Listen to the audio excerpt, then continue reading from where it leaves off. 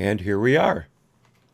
It's 4 o'clock Central Daylight Time, and welcome to AHNC All Hat No Cattle's I almost said June, July 19th live stream here on beautiful YouTube. I've got only two real items to cover today, but they're fairly expansive. So we'll be going over quite a bit of research into them. But before we get to the actual thing, I would like to welcome Bear and Ray Kimbrell into the chat. Also, Marco Borelli just showed up. Welcome all of you. And by the way, Bear, 15 degrees centigrade. Yeah, you got me beat. It's like I say, it's 78 Fahrenheit here, so that's about maybe 17, somewhere around in there, I think. You can do the math for me, as I'm pretty illiterate when it comes to dividing in my head. So anyway, also hello to Marco. Thank you for coming. So, before we get to the meat of the matter, I need to turn down my mic a little bit. It looks like I'm peaking. Bring back this off just a little bit. There we go. Okay, before we get to the meat of the matter, I've got a few things I want to show you. First, since Maker's support has gone the way of the dodo bird, I've decided to open a Patreon page. It just went live not even a half hour ago. And it has 2 tiers. I suggest you check it out. And if you want to help out, that's great. If you don't, that's fine too. Whatever you feel comfortable with, I'm comfortable with. I don't expect anything from any of you except to show up to the occasional live stream and produce a very interesting chat and discussions in the streams after they've been posted to YouTube. So again, if you want to check it out, that's great. The link is in the description for this video. And I've already completed the video's description. So as soon as it's posted to YouTube, all that'll be available. I've been trying to do that ahead of time to give all the early viewers a chance to check it out without having to wait for me to get my butt in gear and get all that taken care of. Oh, thank you, Ray. That's a great idea. Smash that like button or like that smash button, whatever you want to do. It's very kind of you to mention that, Ray. I appreciate it. Okay, so what else is going on? Oops, wrong tab. Here we go. As you may know, I have a BitChute account. Sorry for the squeaky chair. And I just found out a few days ago that it's not automatically posting my live streams. I should know why, but I'm afraid I don't. I don't remember if BitChute has a size restriction or a length restriction. I think it's a length restriction, but we'll see about that. I don't think my videos are all that long, but they are girthy. Sorry about that. I couldn't help myself.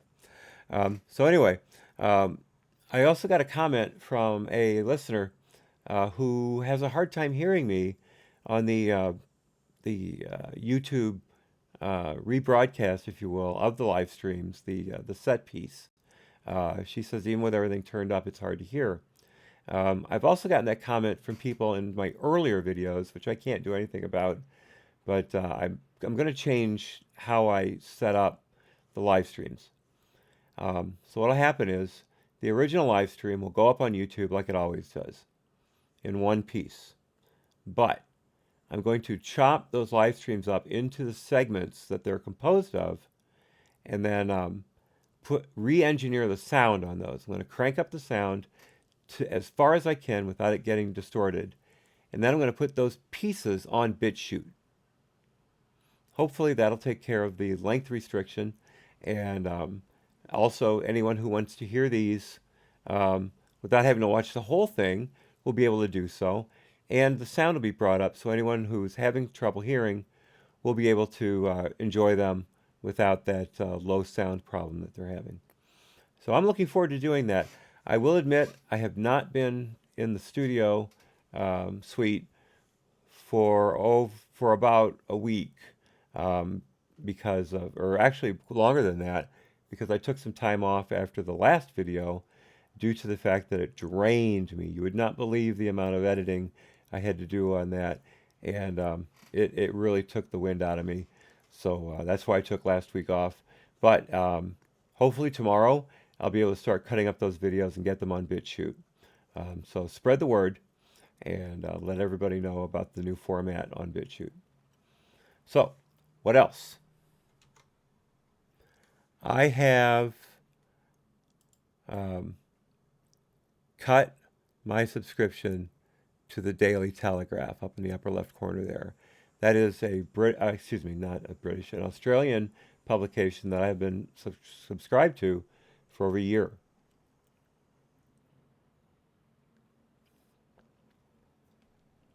I used to enjoy it, and then last week they did an out and out hit piece on Lauren Southern.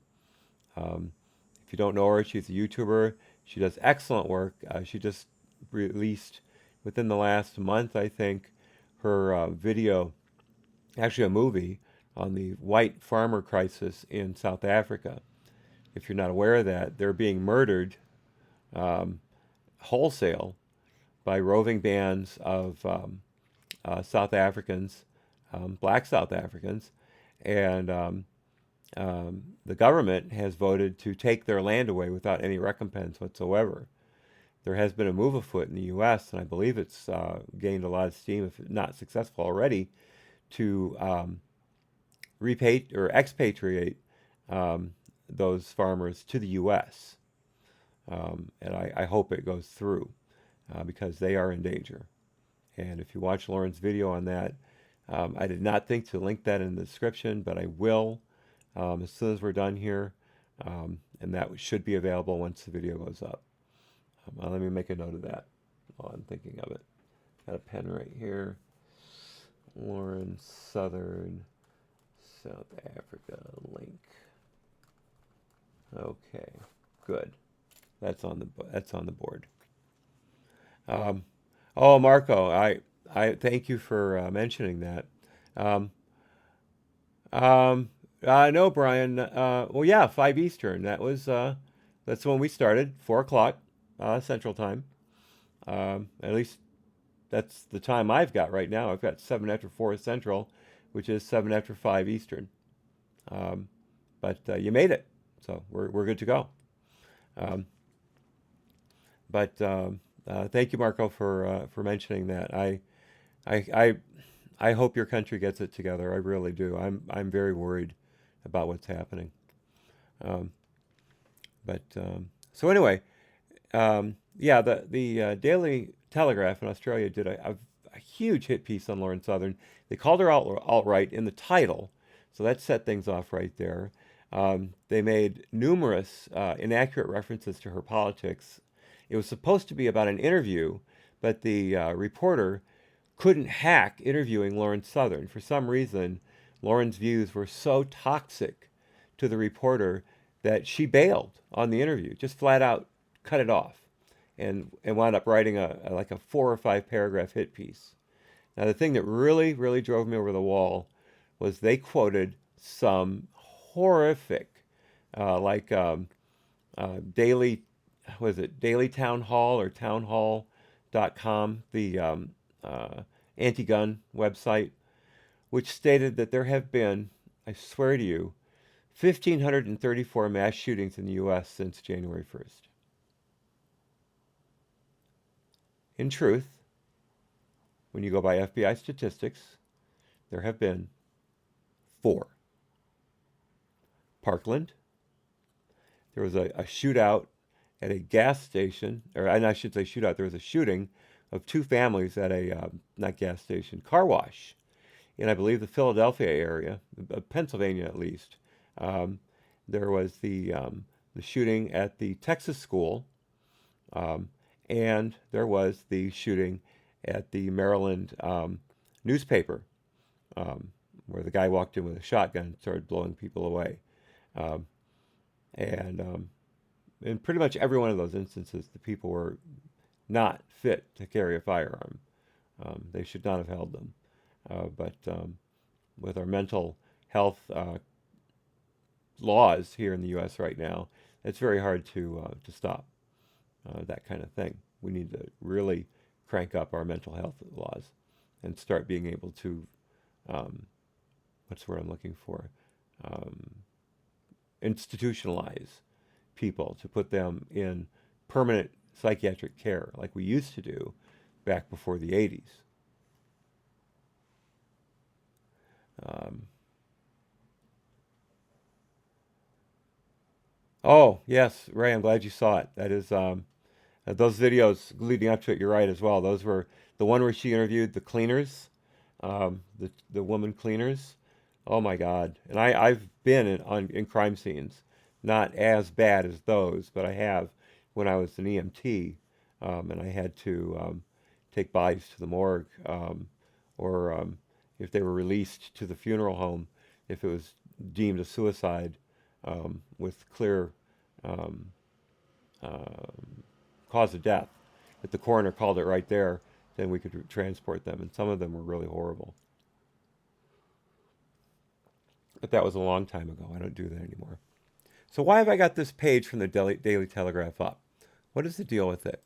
Well, it just so happened that when I clicked on it today, I saw an article about Instagram models being paid by the Australian government to pose on Instagram, and it's a two-page article. The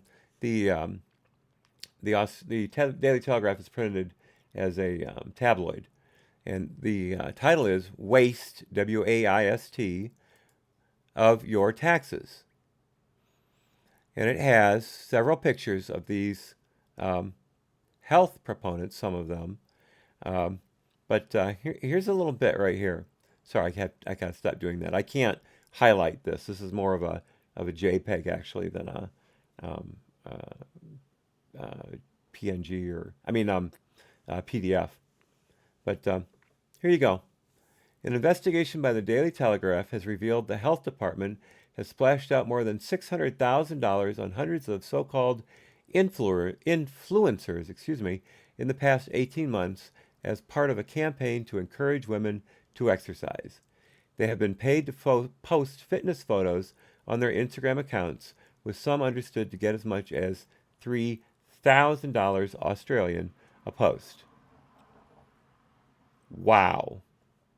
Now, here's the thing.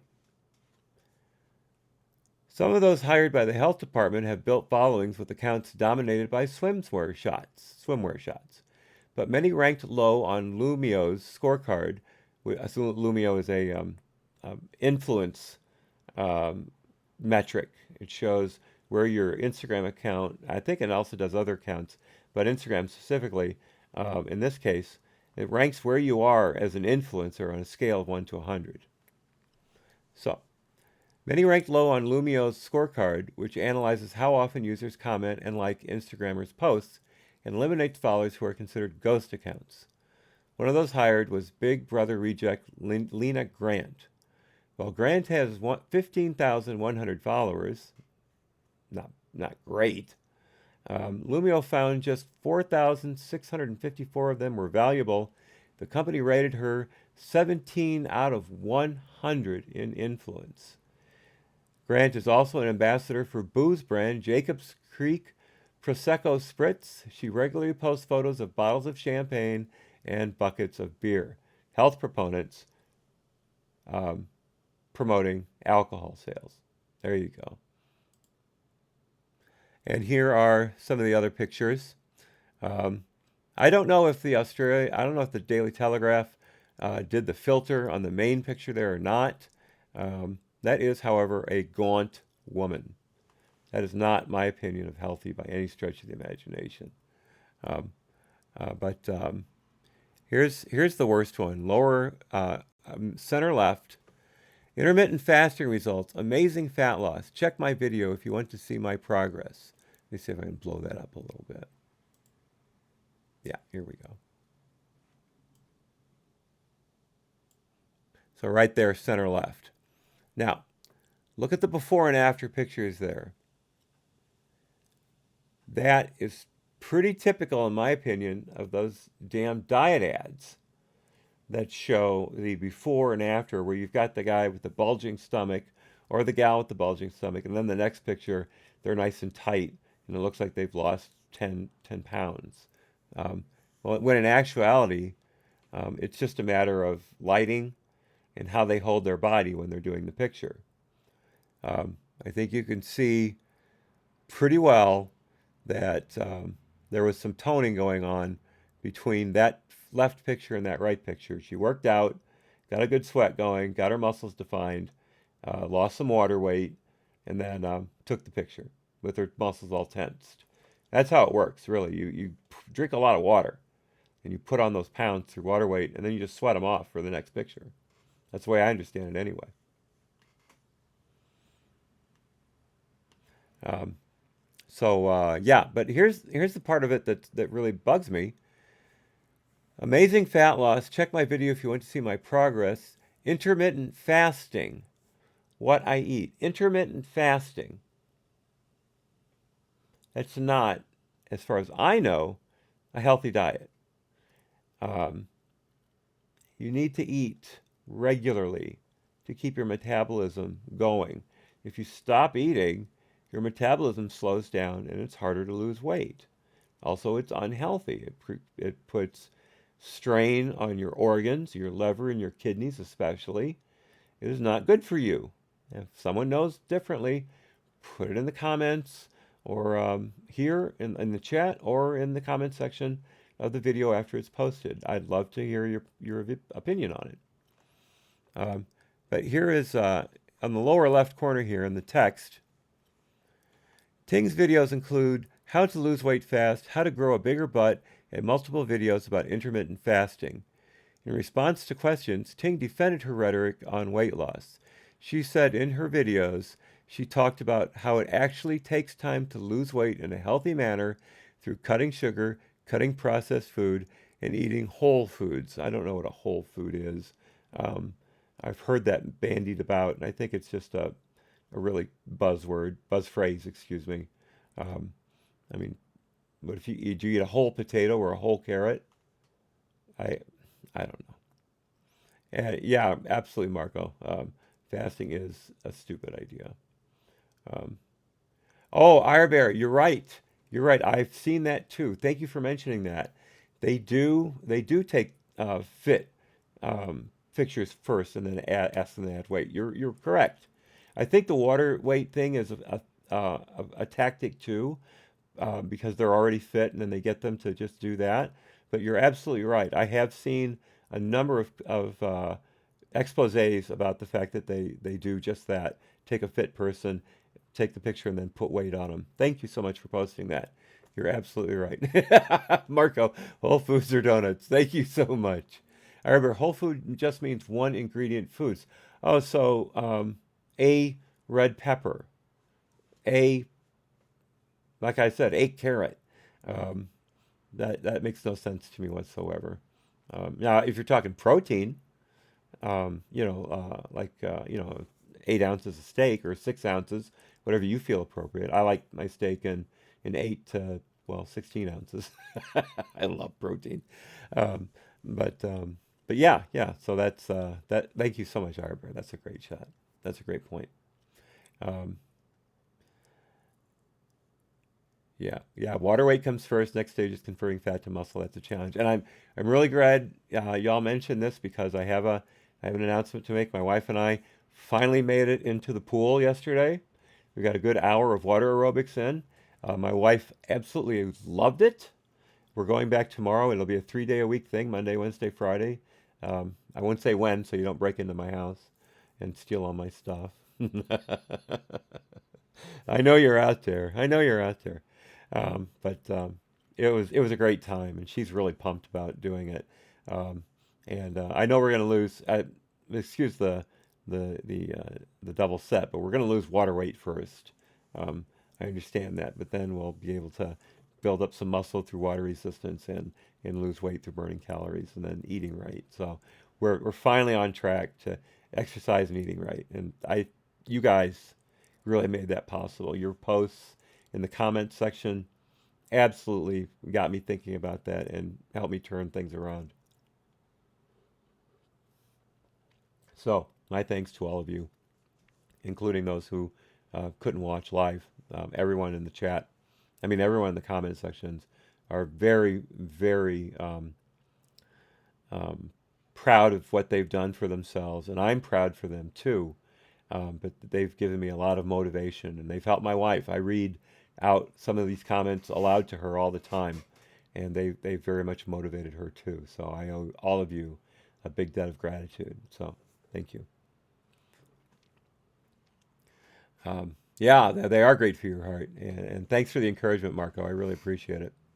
So anyway, this article just kind of popped out there in 2017. I'm sorry, in 2016, the UK government paid these Instagram models, and that's really all they are is Instagram models, $100,000 Canadian, or Canadian, $100,000 Australian.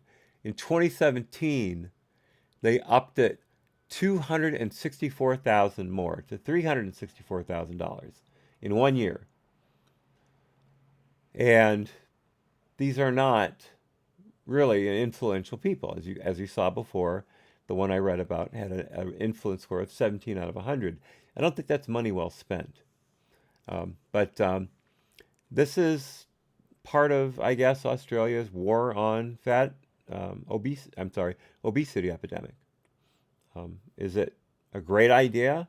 No, it's a terrible idea. But I think they're grasping at straws. Um, Maybe there are other programs like the trying to dilute the sugary drink market from Australia and bringing in more healthy drinks. Um, Maybe that'll help. That's a start. I don't believe in sugar taxes. We went over that, I think, the last time or the time before. I think sugar taxes are silly because they're easily circumvented. Um, and I believe in Philadelphia. I was listening to Hard Bastard the other day. He said that a 12 pack, I think it was a 12 pack of soda, um, no, a 6 pack of soda will run you $10 in Philadelphia city limits. But just outside the city limits, it's a normal price. So it pretty much doubles the cost. Around here, you can get a 12 pack for $3 if you shop properly.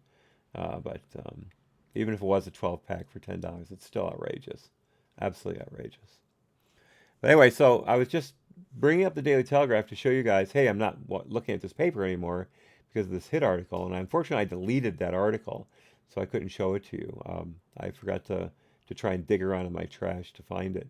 But this is the kind of thing they use for their pages. But some of their articles are very in depth, very well researched, and very well covered. But I'm not going to support a paper that completely trashes a journalist like Lauren Southern. That's ridiculous. You may not agree with her politics. That's totally up to you. I won't judge you if you don't. But it she's important to me. I think she does great work, and I can't support a paper that trashes her like that. Okay, last thing on the list, the anorexia video. I promised that like 2 months ago, and it still isn't out. Let me explain what's going on. I was hoping to get a lot more responses to my query for anorexia survivors to give me data for the video, and I initially got a fair number of responses saying they wanted to help. But when push came to shove, they weren't able to, for whatever reasons. And again, I'm not judging them. If they have time constraints, if they have privacy constraints that they decide they did not want to work with me, fine, fine, absolutely fine. I did get one very good response from a regular in the comment section, and someone who I respect greatly. Um, and she gave me the data I was looking for. But with that only one data set, I'm having a very hard time trying to figure out how to present it. I wanted to do a comparison between 3 or 4 people. Now I just have the one. So digging up other comparisons based on the data set that I presented is going to be difficult. I have one idea in mind, comparing it to a wiki article that delineates a number of the questions that I had, but I just can't quite grasp how to bring it across. I'm constantly working on it in my mind. Trust me, I have not let this project go, but it has become a real challenge, and a challenge that I accept. But I really have to just lock myself in a room and beat the keyboard trying to come up with a script, because this will be scripted. This will not be a live stream. It'll be a standalone video. But I really have to beat my brain and get this thing done. So I sincerely apologize for the delay. Honestly, it is not my intent to tease you people about something that's supposed to be done and hasn't even been scripted yet. I was working on the script 2 weeks ago and it fell apart. And I've tried again and it fell apart. So I'm I'm stuck.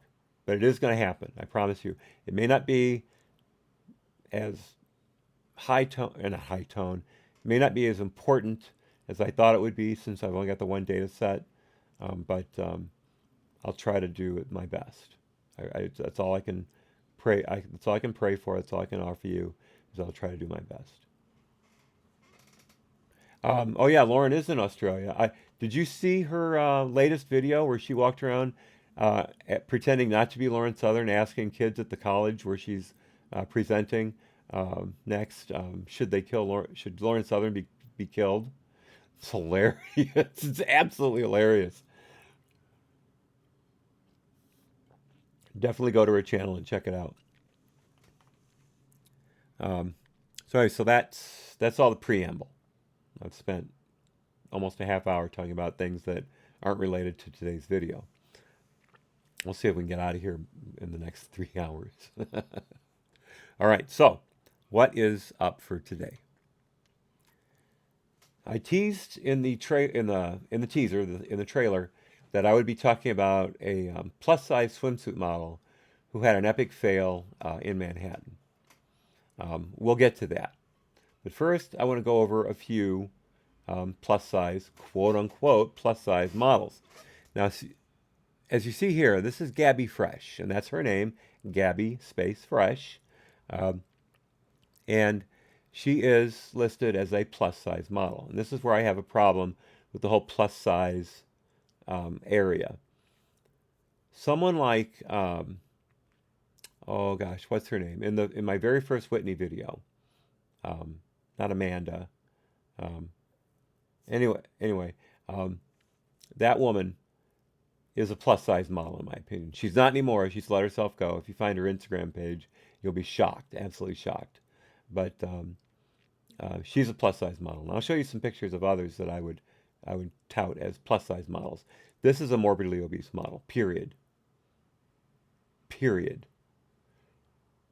Plus size is not a catch-all for anyone who is 15 pounds overweight to someone who is 150, 200 pounds overweight. It doesn't work that way. Words and phrases have meanings. Terms have meanings. If you don't use words, terms, phrases in their proper context, in their proper denotation, you're no longer communicating. If you look at a tree and you're talking to someone, you point and you go, hey, look at that apple over there. Or hey, look at that bunch of sticks over there. You're not communicating. And calling someone like Gabby plus size is not communicating. And I have a real problem with that. I like to use language. I don't like to repeat myself in comments. I use Grammarly, which is a great app if you like to watch your grammar and your punctuation and your word usage. I highly recommend it. I've got a yearly subscription to it, and I adore it. I've had it for 2 years now. Yeah, 2 years. It's delightful. But so yeah, here's Gabby, the plus size model. Oh yeah, I don't know if you've ever heard of a let's see, what's this called again? A Moscow Mule. It's vodka, ginger beer, and lime. Now, here's the thing. She's brewing one up. Smirnoff now has a Moscow Mule flavored vodka. Of course they do. I wouldn't drink Smirnoff personally. I don't think it's very good vodka. Used to be great, but not anymore. And she's pouring it through a mixture of lime and ginger and all that great stuff. And here's the bottom of the funnel. Let me blow this up a little bit. So you can see here's her mixture of lime and ginger, and here's the bottom of the funnel, and it's going into a plastic cup. Even if that's a metal cup, it's not the proper metal. As you can see, the inside here, it's silverish, silver gray in appearance, and that would probably be aluminum. But you're supposed to drink Moscow Mules out of a copper mug, pure copper. And so she's using the wrong vodka, and she's using the wrong container.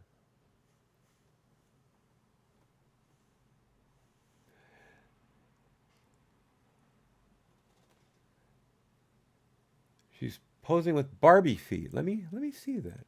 Oh my God, she does have Barbie feet. Look at that. Absolutely. Got that knee kicked out there. Got the little heel up. Wow, that's a very good observation there, Brian. Very good indeed. So yeah, let's go down here to another shot. Yeah, she's doing the Barbie feet thing again. I guess that's the new fish face look.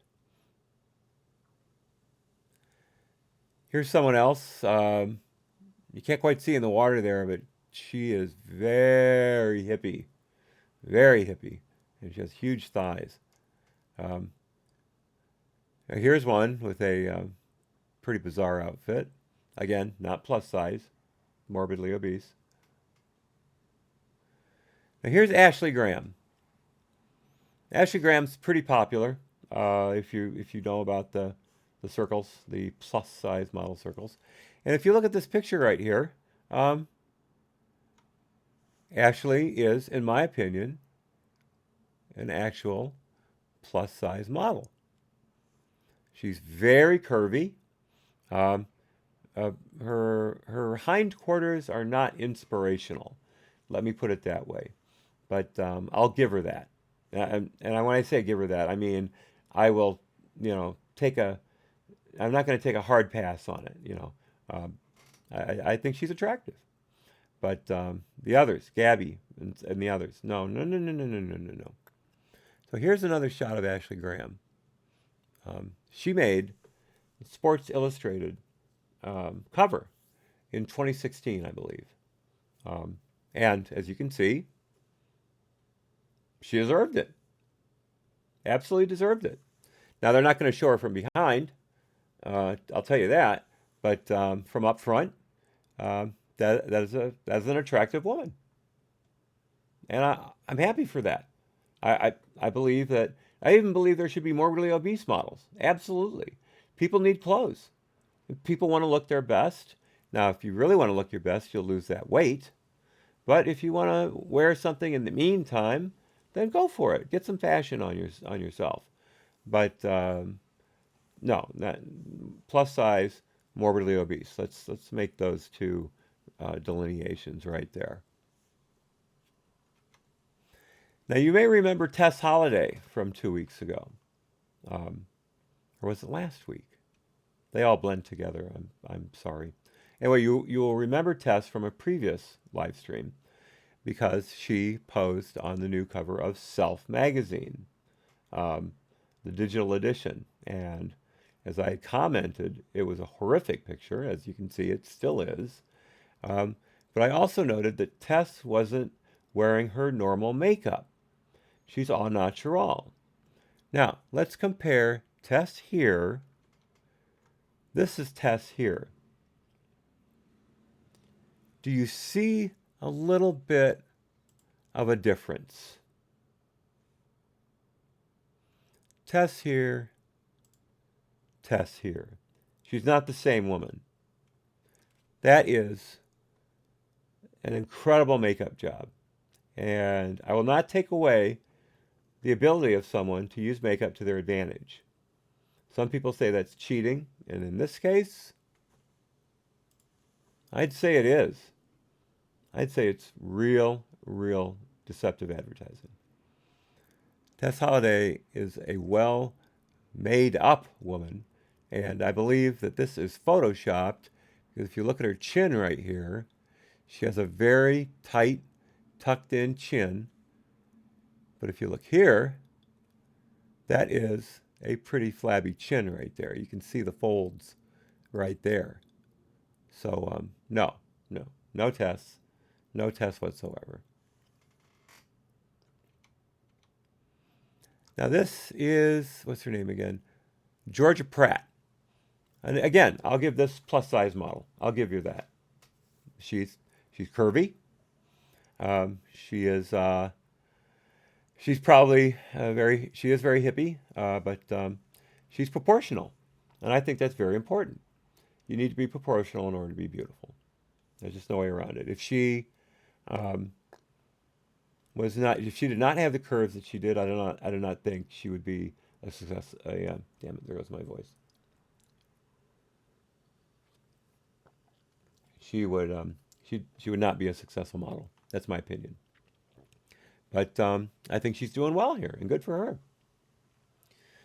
Yeah, Arbera, that picture is, man, that is something else. Um, oh, well, that's cool, Brian. I'm glad you were able to get hard data, if you will, on the situation. That I think that's important. Surface judgments are not proper. You need to get as much information as possible in order to make an informed decision. And it seems like you did very well. Congratulations. And yeah, Brian, women without makeup, women without, that's not easy to say. Oh, women without makeup are tremendously easier to respect, at least for me. I understand your point. My wife never wears makeup. Um, she she was made up for her retirement party, and she went to someone who knew what they were doing. But when she got home and I got a close look at her, we took it off. We had to take it off. It was not her. It was not natural at all. From a distance, she looked better, but when you got up to within handshaking distance, which we did for like 45 minutes straight, a lot of people showed up to the party. Um, and one of the reasons is we had a live singer. No one had ever done that before at her company, and everyone wants to do it now. But she did not look good with that makeup. We took it off, and she looked great. It's just, she's terrific. Perfect teeth, great smile, beautiful eyes. I love her to death.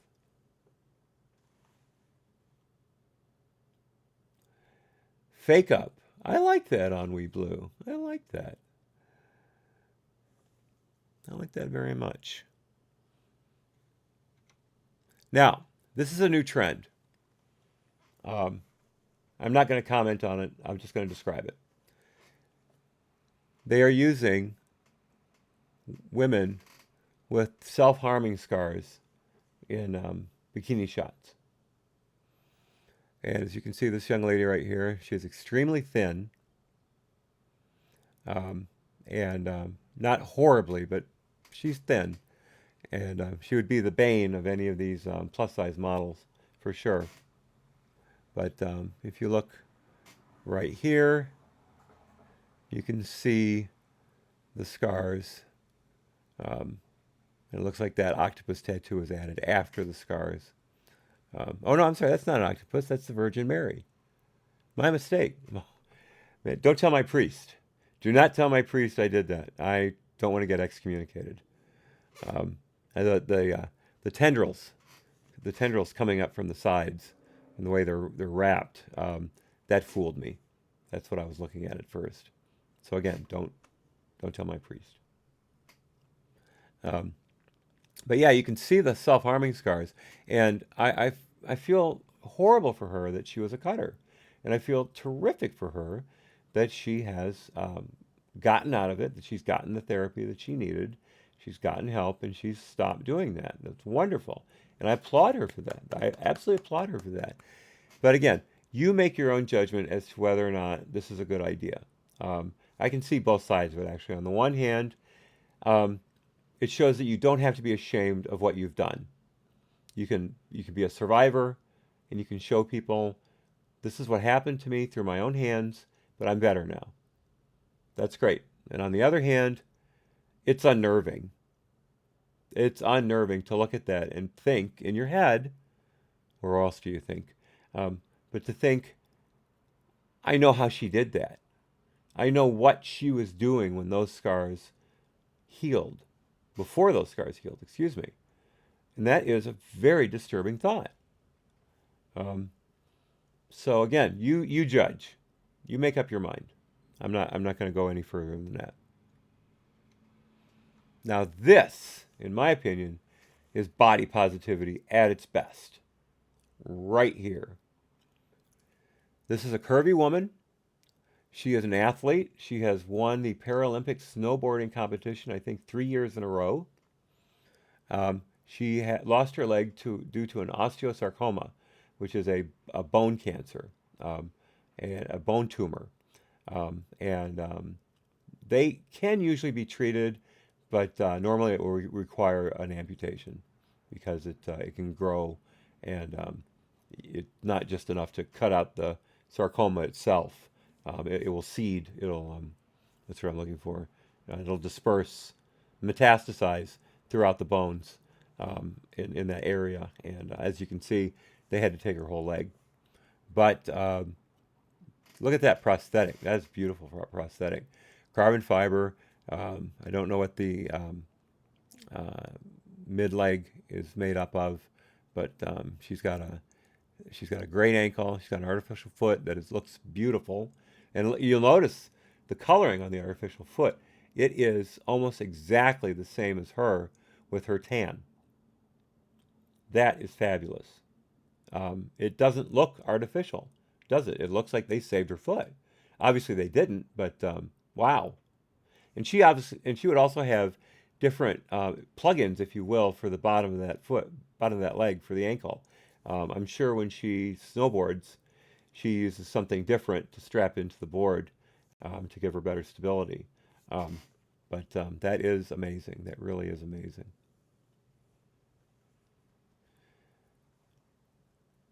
Ennui Blue, why would they want to romanticize self-harm? It's like companies who sponsor Eugenia Coney. No, I have heard of Eugenia Coney. I've been thinking about doing a video on her. Let me write it down again because I lost my last note on Eugenia. Um, I like to do videos on people who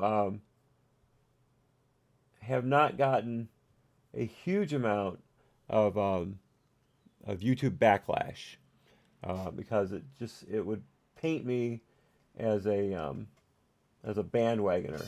But if I can find a video of hers or a blog of hers that really sets out her twisted worldview on dieting, which I believe she promotes anorexic eating, right? You can definitely put that in the chat.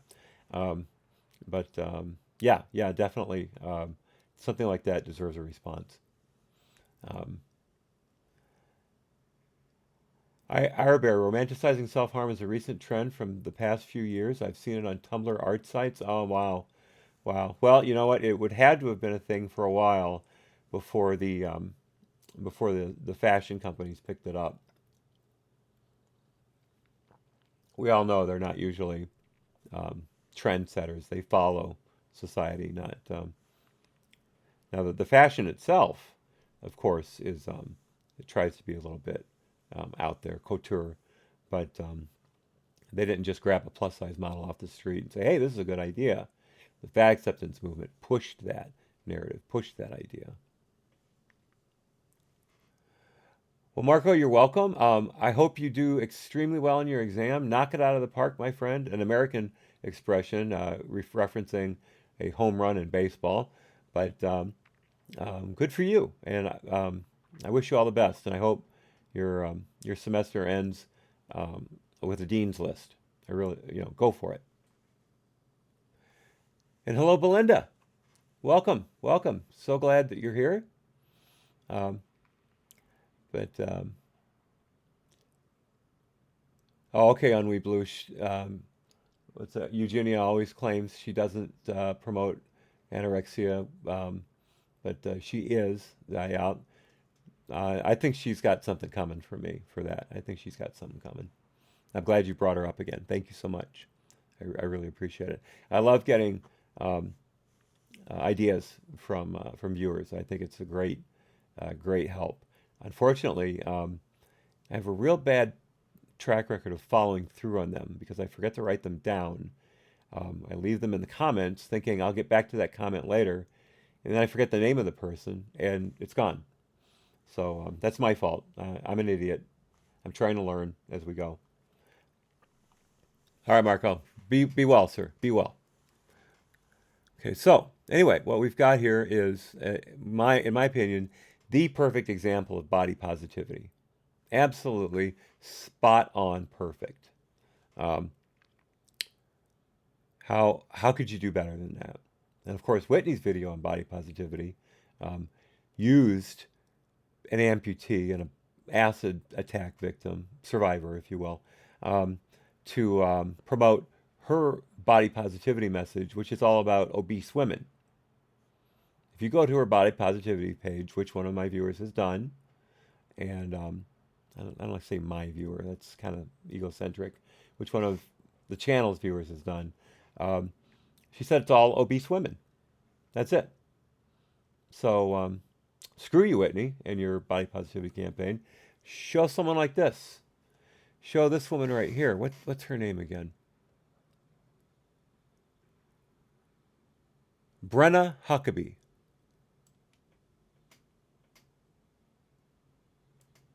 Brenna Huckabee. And she's also done a Sports Illustrated shoot. So now there's Sports Illustrated being um, almost ahead of the curve, almost.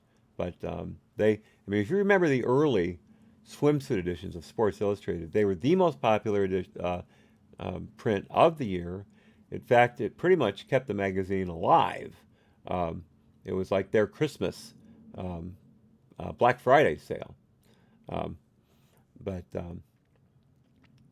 they've done some very good work in recent years.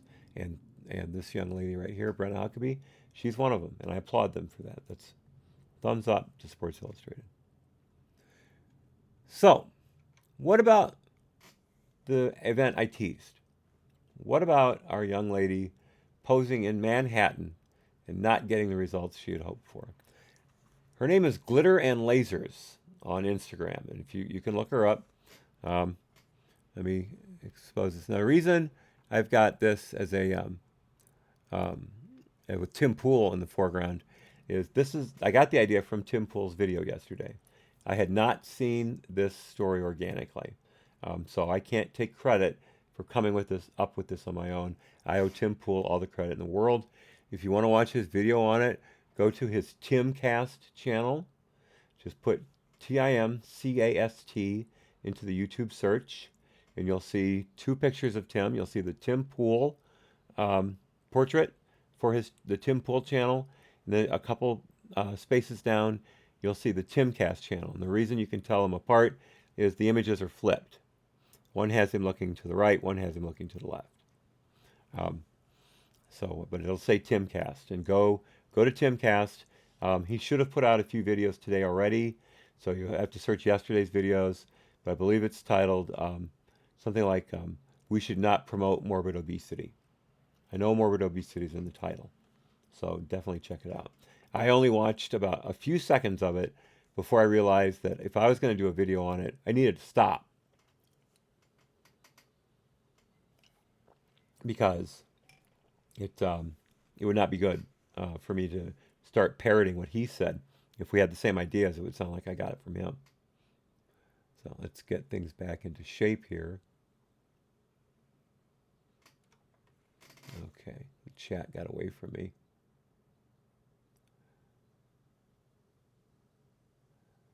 Have I seen Hungry Fat Chick? I have. At least I've heard of her, but I didn't go any further than that. That's another idea. You are just on fire on Weeblue. Absolutely on fire.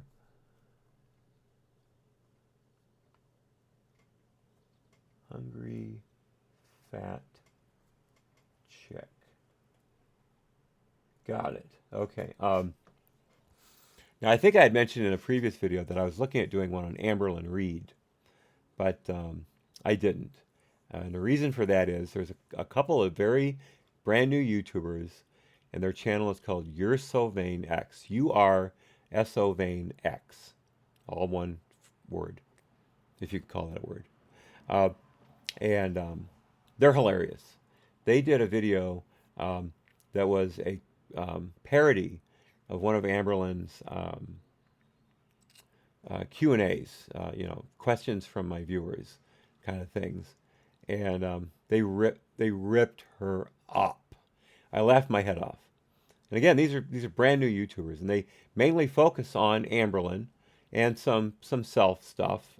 They're young, but, they'll do things like that, but they're hilarious. So that's another link I need to put in the description. I'll link to that particular video, and if you like it, you can look at the rest of the channel. But that one is just absolutely hilarious. And even if you don't know Amberlin Reed well, you can look at that and pretty much gauge what you would get from almost any other morbidly obese. Here I am dieting and never losing weight YouTuber. And they're absolutely hilarious.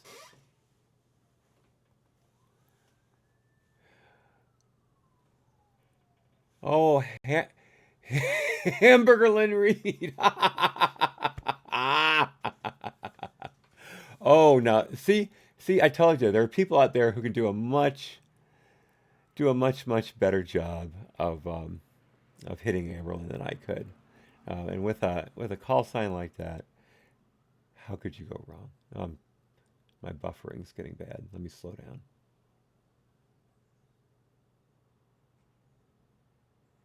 Get the green light back here.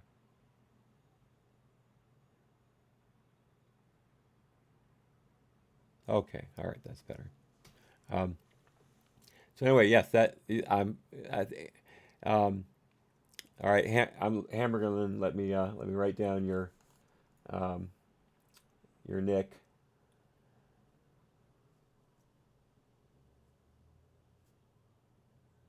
Hamburger Lynn Reed. All right, I will definitely check out your channel. Consider it a mission in my life.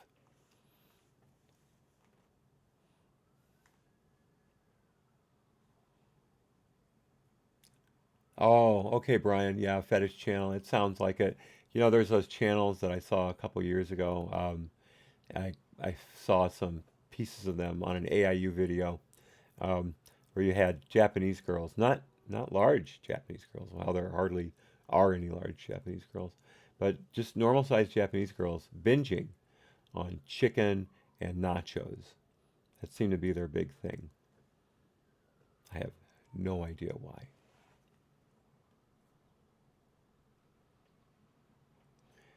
Yes, Tim Pool is great. I'm glad you like his work. Everyone should support Tim Pool in any way they can. Share his videos, like his videos. If you can afford it, toss a couple bucks his way on his Patreon page. He is well worth the money, in my opinion. My wife and I watch him every day, and he does the. I just had it on the tip of my tongue. Anyway, it's a great podcast. They bring on some. Sorry, I'm shaking. I have a restless leg syndrome. Um, they they bring on some wonderful guests and really do a great job promoting their stuff. Candy Godiva. Y'all are killing me with these ideas. This is great. Thank you so much.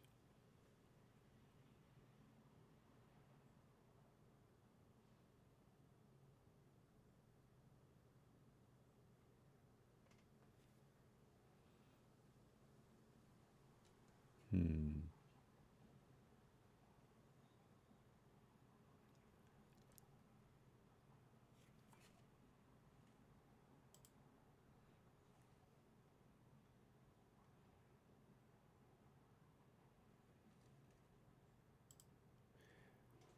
Okay, I'm getting some bad news from YouTube about buffering. I'm trying to hold off on making a lot of noise until the stream comes back. I apologize for the buffering. There we go. It's back. Okay. All right. Thanks, everyone. I don't know why the buffering quit like it did, or went on like it did. I've been getting some frame drops here in OBS, more than I've ever gotten before. So I don't know. Maybe my internet connection is a little spotty today. So anyway, enough props to Tim Pool. Oops. Turn him on. Turn him on. Let me turn my desktop audio on. We're going to need it in a second.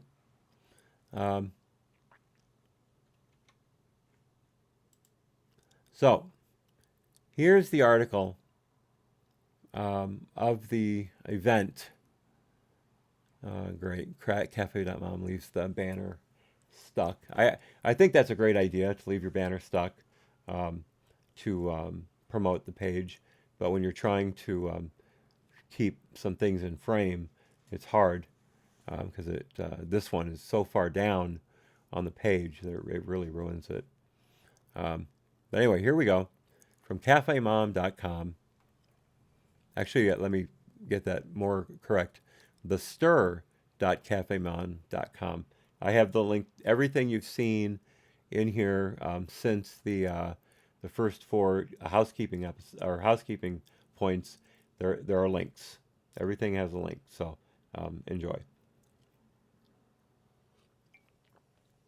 But this plus-size blogger did a bikini shoot in Times Square, and people's reactions weren't what she expected. Gee, I wonder why. There's a photo of our gal in a happier moment. And again, this is Glitter and Lasers. Her Instagram link is on this page, just below her photo on the right-hand side. So if you decide you want to look her up, it's up to you. Fashion blogger Anna O'Brien of Glitter and Lasers is no stranger to putting herself out there and embracing her curves. However, even an experienced body positive influencer, there's that word influencer again, like we saw in the Daily Telegraph article about Instagram influencers. What does it take to get the title influencer? Does someone give it to you?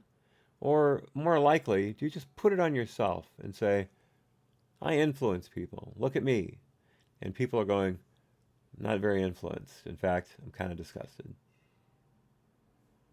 How much of that does she get? Well, actually, when we read this article about what happened in Times Square, I'm guessing she gets quite a lot of negative stuff, at least in her opinion, negative stuff. So, body positivity influencer like her can have trouble dealing with the obnoxious things people say. Recently, during a beautiful bikini shoot, that's beautiful. Recently, during a beautiful bikini shoot in the middle of Times Square, Anna was faced with horrifying comments from strangers who weren't body shaming her, but instead were hypersexualizing her. Hypersexualizing. So what is that? I know hypersonic means anything over 5 or Mach 5. And if you remember correctly, the Mach 5 was the name of Speed Racer's car in that wonderful Japanese anime series. I grew up on that. If you haven't seen it, look for it. Speed Racer, 2 words, absolutely incredible. And don't forget to laugh whenever Chimp the monkey shows up. Chimp is the best. So anyway, hypersexualizing. So they were sexualizing her at more than 5 times the speed of sound. Wow, great for you. And again, there's language again. Language. Hypersexualizing, that means nothing. That means absolutely nothing. It's just they were sexualizing her. Okay, fine. She didn't like that. They were sexualizing her and she didn't like that. Hypersexualizing is just stupid. Just stupid. And again, language, folks. Language. Check the chat here. The privilege bridge. I like that. It sounds good. Yeah. Well, actually, our bear. Yeah, verbal sexual harassment in Times Square filled with people from all over the world. Exactly. Why wouldn't you expect that? Why wouldn't you see yourself as being hit on in Times Square if you're wearing barely nothing? As I understand it, there's no law against walking around without a top on in Times Square or in New York City. So women do it in Manhattan all the time. They may wear a little body paint, but there's no law against it. And tourists come up and take selfies with them all the time. And if you've never seen The Naked Cowboy, look him up. He's hilarious. He's hilarious. Guitar and tidy whities, pair of cowboy boots and a hat. He's ready to rock. So Anna did a personal essay for Cosmopolitan. She shared that although she expected to be teased, she didn't expect the verbal sexual harassment. And again, let's get a look at this right here. Let's take a close look at what we're dealing with here. That is not what I would look for in Times Square. No, not at all. Maybe in the old Times Square when it was a crap-filled den of sex shops and hookers and drug pushers, but not since Rudy Giuliani cleaned it up. And she's standing on a bench, as you can see. So that's her prime spot. Now, it's one thing to look at our lovely lady here, but let's look at the reaction from this gal right here. Now that looks to me like a translation book, English to whatever or whatever to English. It looks just the right size for one of those. And I would love to hear her brain thinking in her language, what in the bleep am I looking at?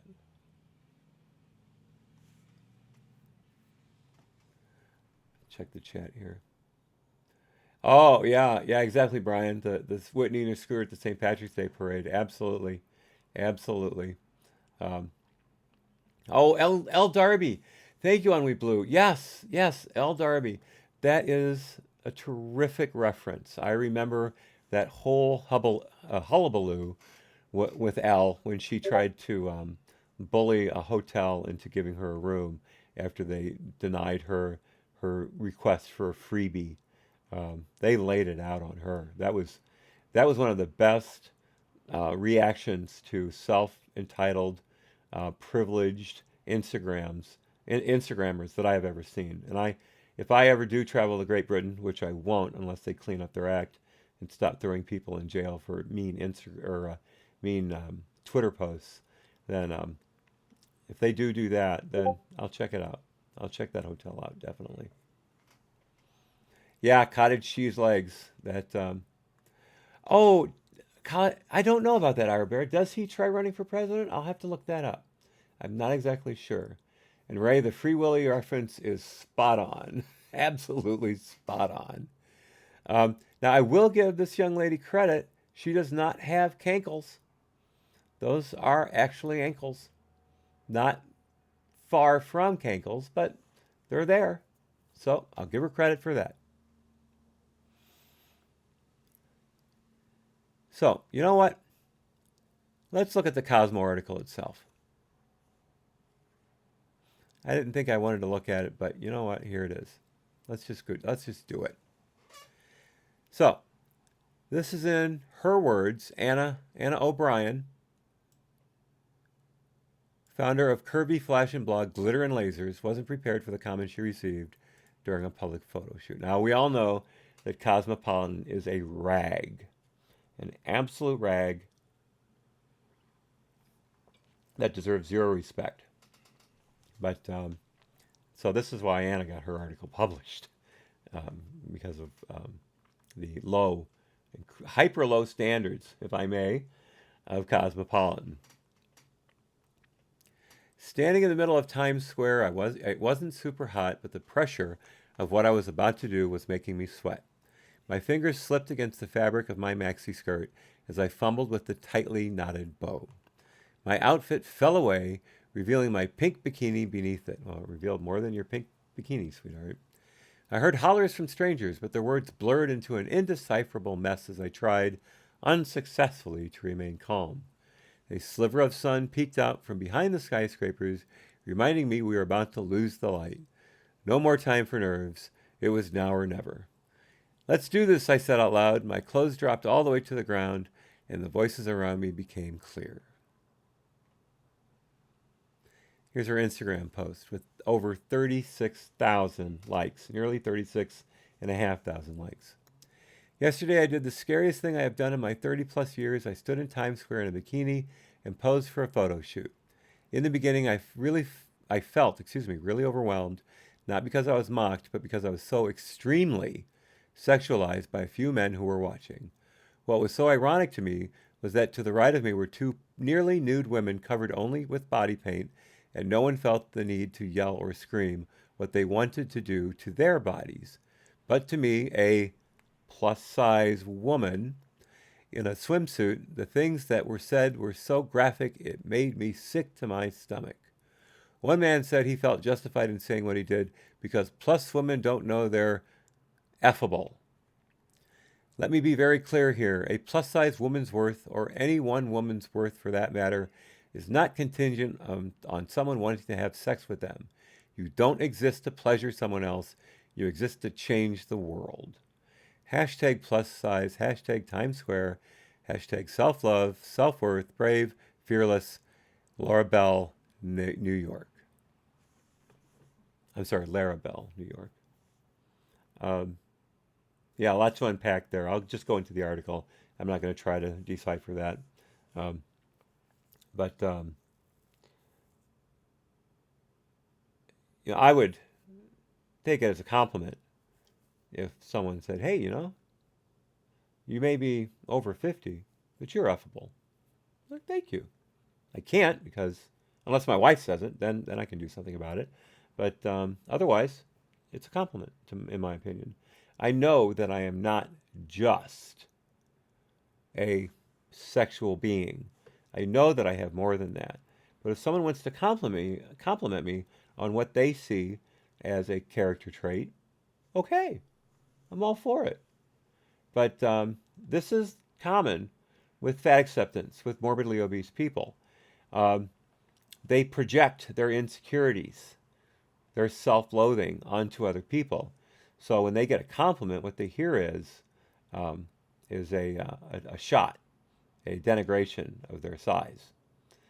So if you say, wow, you're really hot. Oh my God. Oh, that's not right. You can't say that because she doesn't want to be sexualized. Well, get used to it, lady, because sexualization is part of society. We sexualize each other so we can make babies. That's how it goes. If we stop doing that, society doesn't exist anymore. There's no more America. There's no more anywhere.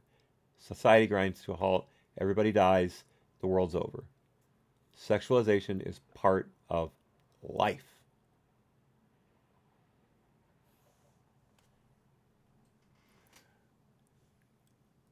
One day, watch the Facts of Life Runaway episode on YouTube free. I think your Times Square comment made me think of it. Okay. Facts of Life Runaway. Yes, I can imagine that would be very eye-opening. I don't know a lot about the runaway culture,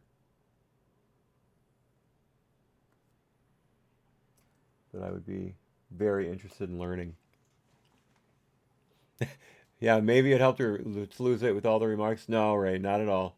Not at all. This is not about becoming healthy. This is about becoming socially acceptable through your own force of will, through the fact that you are the loudest minority in the group, and if you make enough noise, people have to pay attention to you, which is what I hate about society right now. I do not see why the vocal minority is able to, quote, literally throw their weight around and get people to accept them. Amputees, burn victims, whatever. Yeah, these people don't have a choice. This happened to them. Even if it was a stupid event that made it happened to them, and they can't change it. They're stuck with that. You can change looking like this. You can do it. Anyone can do it, except for the vast minority who have metabolic issues and can't lose weight because their body doesn't process food properly, or they have high insulin resistance, something like that. Excuse the chair. That would make it tough. But I don't know anything about this young Anna O'Brien here, young in her 30s, who that would make her unable to lose any weight. And you'll notice all of them, these plus size model, they all wear the belly buster top or bottom that helps control the super extended belly fat that would normally be hanging down to about here. Excuse my graphic mouse clicking or mouse pointing, but that's where it would be. Yeah, great idea. Damn.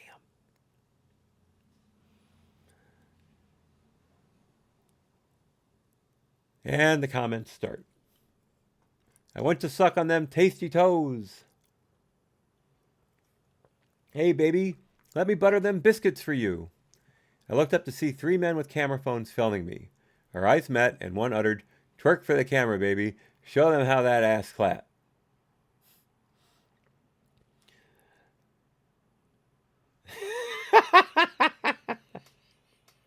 I'm sorry, that's hilarious. That's hilarious. I love it. But what does she do? Tears began to well up. I was prepared to be pointed at, shamed, and called fat. No, you're not fat, you're morbidly obese. I didn't expect to be fetishized. I'm going to call bull on that. She has an Instagram page. She has thousands of followers. You can't tell me that she doesn't have one chubby chaser, fat fetishist in that chat. That's impossible. Even if she blocks them, she gets them. People will come back with new accounts, or new followers will come in, and they will tag her with fetish comments. It happens. It happens. Not to me, but to women. Absolutely, it happens. And remember the Whitney video, the first one, Whining Whitney Thor, where her friend, I think it was Amanda, said that she was not here for your, well, boner. If you pardon the language, that's a quote. Not here for your boner. Yeah, they detest being sexualized, even though they wear bathing suits and show off their curves. Come on, that's pathetic. That's absolutely pathetic. When RTL, a German news channel, reached out to me to film a documentary-style shoot about life after a Las Vegas photo shoot that went viral, I was the one who suggested Times Square. I could have picked a park, a hotel, a pool, literally anywhere else in the city. I chose this before I shot in hotels or on beach boardwalks, but I'd never snapped photos with so much attention on me. Well, what did you expect? It's Times Square. It's one of the busiest pieces of real estate in the world. Aside from the shopping district in Tokyo, the Shinzu, I think it's called, that's probably the most densely packed area in the world when it comes to tourists and locals. But it's freaking Times Square, you idiot! What? Oh my God! See, this is like Whitney. I'm sorry I keep going back to Whitney, but she's my touchstone. This is like Whitney's video where she talks about how the clerk asked her to smile or he wouldn't ring up her sale, like he was holding her hostage. That's what this is. That's what this is. This is, oh, I never expect someone to talk to me this way. Oh my God. The horror, the absolute horror of it. Durmeister Entertainment and cat loading. Okay, I'm gonna leave those in the chat, and I'll scroll the chat when we're done. Oh yeah, Ray, Amanda did gain weight. She gained a lot of weight. She also dyed her hair rainbow. Yeah, rainbow. Um, I don't even have a link to her Instagram page because I went there once and was appalled, and I left it up. I left it. I didn't want to see it again. But if you look her up, yeah, it's not good. It's not good. The world only really sees plus imagery that is perfected and somewhat vanilla. Uh-huh. You know how the entire world sees plus imagery. You're in the minds of every person on Earth. Thank you. Thank you so much for that. And stop using plus imageries. That's degrading. Usually that of a smaller, perfectly proportioned, curvy woman. It didn't need another stock image of an hourglass figure in an indiscernible space wearing a one piece. Okay, how many pictures did I just show you before where women were in one piece? None of them. Let's look back. Two piece. Two piece. Actually, it's not even two pieces. It's just a shawl and a bottom. That's her again. Two piece. There you go. One piece. But it's not a plus size woman, is it, Anna? Is it? Two piece. So shut up. Oops, wrong. Just shut up. I wanted to make a statement and I wanted to be seen. I'm more than my body and I deserve respect and human decency. If you promote yourself as being respectful and decent, then you do, yes. But when you drop your clothes and pose in a bikini in Times Square when you weigh over 400 pounds, suddenly your respect and decency, those levels are going to drop a little bit, you know? They're going to drop a little bit. Even this photo here of you in this very eye-destroying outfit, what is that supposed to prove? 50 feet to my right in the busy tourist-filled space were two thin, large-busted women wearing only G-strings and some body paint. You can see their image right here. And what's this guy doing? He's having a picture taken with them. I thought no one looked at them. I thought no one said anything to them. You don't think the guy said, wow, you guys are really hot. I'd like to take a picture with you. Or you guys look really cool. I want to take a picture with you. I don't think he said anything except, hey, come over here, stand with me so someone can photograph our event. Give me a break. I watched them with envy. Well, why were you envious? Why were you envious? Because you're fat. Because you're morbidly obese. Because you need to lose weight. That's why you're envious. Yet you get guys, catcalling you, and suddenly it's horrible. It's the worst thing that's ever happened to you. It made you cry. Make up your mind. Nobody yelled at them as they worked to hustle up a few dollars selling photos with eager tourists. They were just another part of New York. My mind jolted back to my reality as a man reached forward to hand me his mixed CD. As I pushed it away, he tried to grab a hold of my wrist to talk to me. I yanked my hand back. Hard pass, I screamed with the toughest face I could muster. No, thank you. Please leave me alone. Well, that's totally outrageous. No one should be grabbing at her. That's completely out of line. And I agree with her 100% that was wrong. No one should be physically accosted like that. It's outrageous. So I'm totally on board with her on that. He stepped back into the crowd that was slowly forming, and his friend began to call out to me. I'm just showing love for a BBW, baby. I want you to know that men want you. We love them big booty queens like you. Show off for your fans, baby. How horrible. She's standing in Times Square in a bikini, which is designed to show your body favorably. Big fail on her part. But she got catcalled in Times Square, where it's never happened before. My God. My tears turned to anger, and the words began to fly out of my mouth. It doesn't make it okay. You're disgusting. Please stop. Please just stop. The man justified his response by saying that plus women don't know they're effable. Let me be very clear here, as I stated in the caption for the photo I later posted to Instagram. A plus-size woman's worth, or any one woman's worth for that matter, is not contingent on someone wanting to have sex with them. You don't exist to pleasure someone else. You exist to change the world. Okay, and again, you exist to make babies. I know, that's incredibly reductive, and I'm not saying that women should be chained to the kitchen counter and only allowed to have sex in order to procreate. not be allowed to have a job or anything like that. I'm not saying that. But when you do boil it down to the absolute minimum, men are here to impregnate women, and women are here to have babies. Everything else is society added on to that. Um, and, people make food, um, people make buildings, people create jobs, people create industries, they create products, they create safe spaces.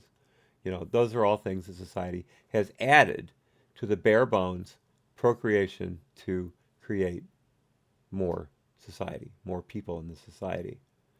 I mean, we started off with a handful of hominids who learned to walk upright, and now we've got how many billions of people? I think we're upwards of what, 6 or 7 billion people, somewhere in there.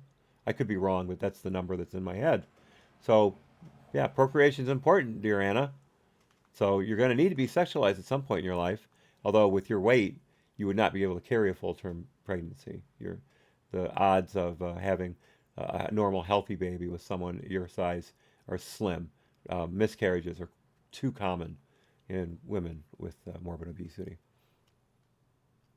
My rant was interrupted as another man carrying a "Give me cash for weed" sign passed between us.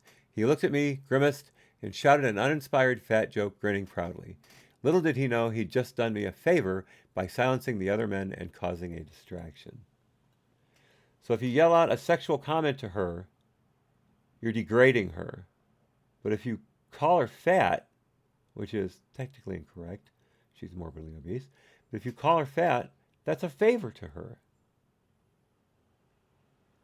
See how twisted the logic is in fat acceptance people and in third wave feminists? I almost said feminist as a catch-all. I apologize to anyone who has heard me say that in the comments. Every time I say feminism is a problem, I do mean third wave feminism, and I'm trying to make sure I delineate that from now on. Thank you for the commenter who corrected me on that. A crowd fully formed after that, and the men who had made the lewd comments remained relatively silent. The film crew told me I should only do what I felt comfortable doing and that we could stop if I wanted to. A few minutes passed, and I was able to reset myself and push away my experience with the lewd commenters. Now I was safely in model mode. Pose, click, magic. Still, as I turned around for some side-angle shots, I noticed one of the men had continued to film me from behind. In nearly every image I have, you can see him standing there, holding his camera phone up at the perfect height to capture my backside. I was faceless to him. I was just a body he wanted to exploit and use. My feelings didn't matter. You're standing in a bikini in Times Square. Shut up! I felt humiliated and questioned why I was even enduring all of this. For publicity. For publicity. You're a public figure. You have a YouTube channel. You want to promote yourself. Shut up. I know I keep saying that. I apologize for not being very inspired, but it's really the only comment that you can lay on this. I mean, Anna O'Brien is just spewing stupidity. And when someone spews stupidity, you either challenge them, which I have done, or you tell them to shut up, which I've done repeatedly. I apologize for the repetition. I'm sorry, I already did that. I considered stepping down and ending the shoot early. It had only been 15 minutes, but just when I was about to give up, my eye caught sight of a little girl in a red tank top and denim overalls watching me. I waved at her, and she returned my gesture with the biggest grin. "You're pretty," she whispered. I realized in that moment it had all been worth it. I had been seen. Wow. You inspired that little girl to gain hundreds and hundreds of pounds, Anna. She wants to be just like you. She wants to die before she's 60. She wants to get type 2 diabetes, cardiovascular disease, be at a higher risk for stroke, at a much higher risk for cancers. In fact, the CDC recently came out with a report that liver cancer incidence has gone up by something like 43% in the last few years. I think since 2013 and 2017, something like that. You can just type CDC liver cancer and it'll come up, I'm sure. But anyway, it's gone up by an incredible amount. And they blame it for 3 reasons. The 2 most important are the fact that the baby boomers have a very high incidence of hepatitis C. I don't know why that is. I haven't looked that up, but it's true. Myself included, we have a high incidence of hepatitis C. I've had my vaccinations, so I'm good to go. I've had my A and B vaccinations too. But when I worked in the hospital, that's when I started them. Because you're walking around needles and blood all day, you're going to need your hep vaccine and stool and urine. You're going to need, I'm sorry, but that's true. You're going to need your vaccinations. So I got them, and I've kept up with them. Hey, Anita. Nice to see you. I'm glad you got in here. I missed you from before. I apologize. Um, oh, Anita, by the way, please post in the comment if you can. I'm thinking about doing a live stream soon at 1 o'clock my time, three hours earlier than I normally do. I've got a couple of viewers in Norwegia. Norwegia, that's a hard bastard thing. In Norway and in Eastern Europe who would like to see me at an earlier time because when I stream at 4 o'clock my local time, it's tough for them to be able to stay awake because they need to get up for work in the morning. You know, everybody has a job, thankfully, to support me and my leeching on society. Um, but if you would like that 3 hour change, please let me know. I'm not going to do it all the time, but I would like to do one every so often to give my friends in Europe and Scandinavia a chance to watch at a more regular time.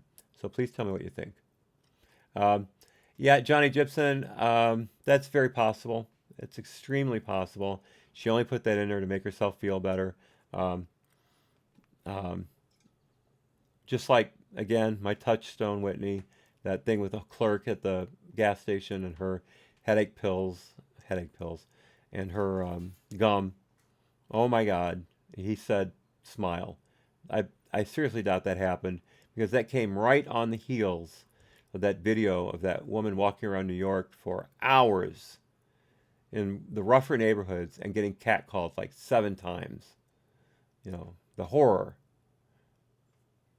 So yeah, I think she saw that and was like, I need to jump on that bandwagon.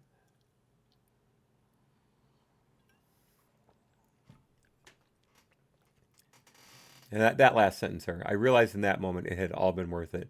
I had been seen by a little girl, if we believe you, who doesn't know anything about anything.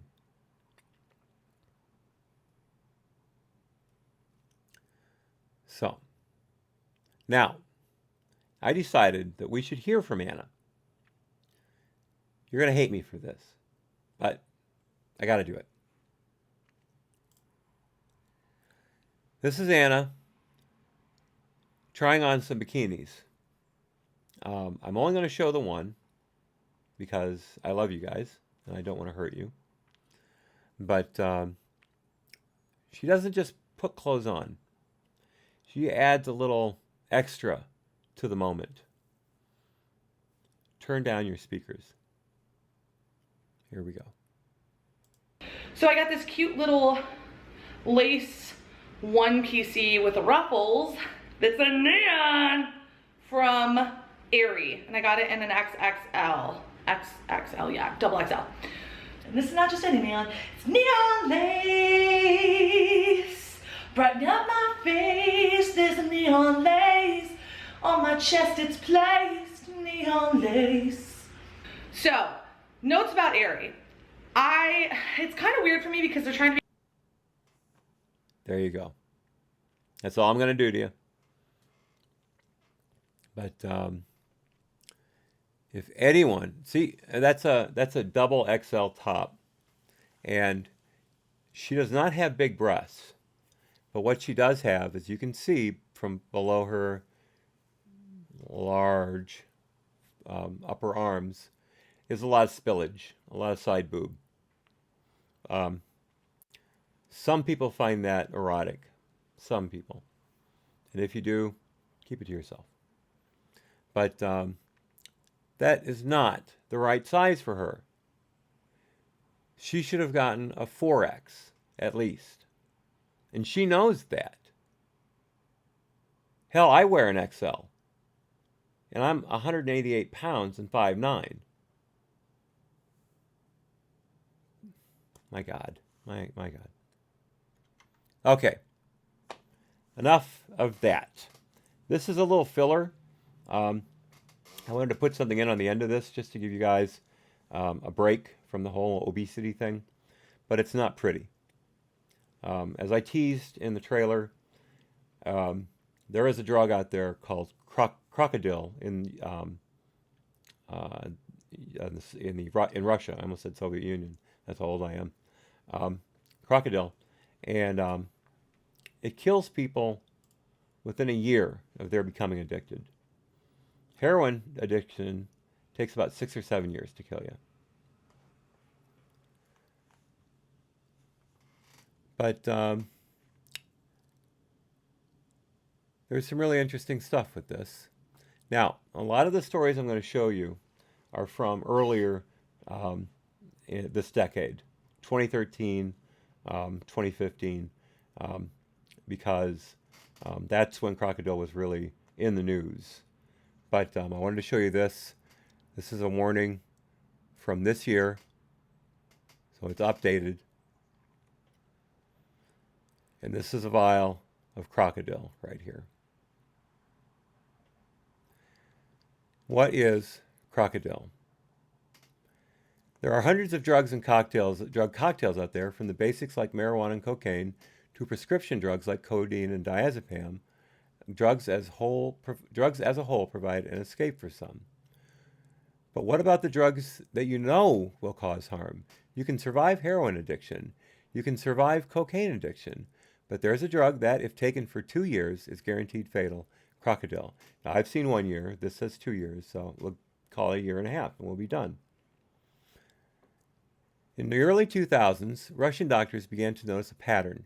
More and more patients were being admitted to their emergency departments with strange lacerations and skin lesions on their bodies. The lesions weren't just open wounds either. They were covered and surrounded by green scales. As it turned out, dozens of drug addicts have been injecting themselves with a drug soon to be known as Krokodil. Krokodil, which is Russian for crocodile, as you probably guessed. Krokodil is the ultimate cocktail of fatal ingredients. Most of these ingredients are household items.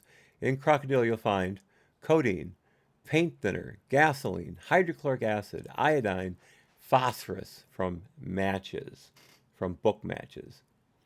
As you can imagine, the drug is fairly cheap to make, and when mixed, users inject it directly into the veins. But there's something different about Krokodil from other drugs. It eats your flesh from the inside out. Those patients who had been showing up in the emergency departments were victims of abuse of the drug, and their organs were rotting from the inside out. Krokodil is a highly addictive drug, which is unfortunate, as users' organs will begin to deteriorate almost immediately. The scientific name for Krokodil is desomorphine, and it was actually first used for medical purposes in the early part of the 1900s. Excuse me just a second. I have to call it to my wife. I'll be off mic for just a second.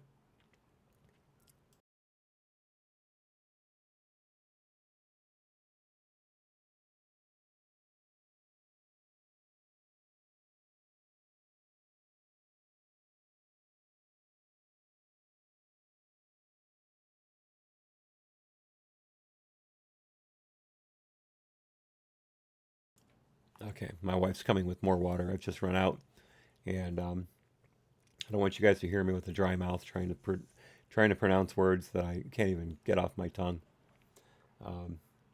So she'll be coming in. She might be coming in frame in a second. So obviously a powerful analgesic and sedative. It was originally used in Switzerland, but it isn't used for medicinal purposes anymore. You might wonder, knowing that the drug is lethal, why do so many continue to use it? Thank you, dear. Let me pour this water.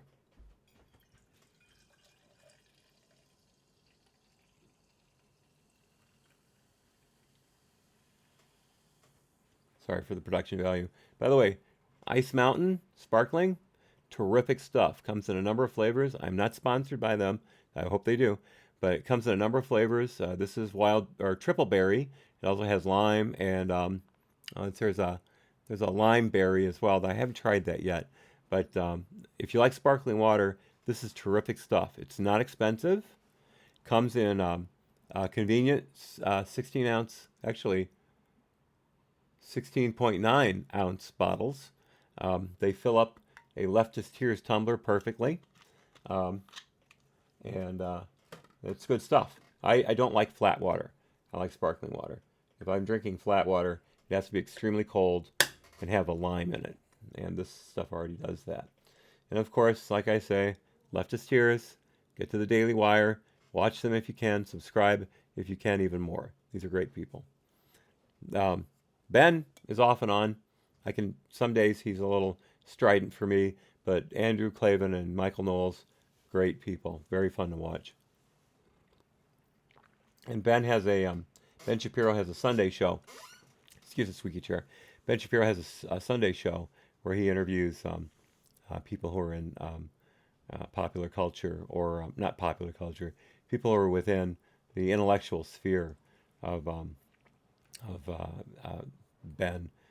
People like, let's see, one of the Weinstein brothers, the mathematician, not Brett, the other one. I think it's Michael.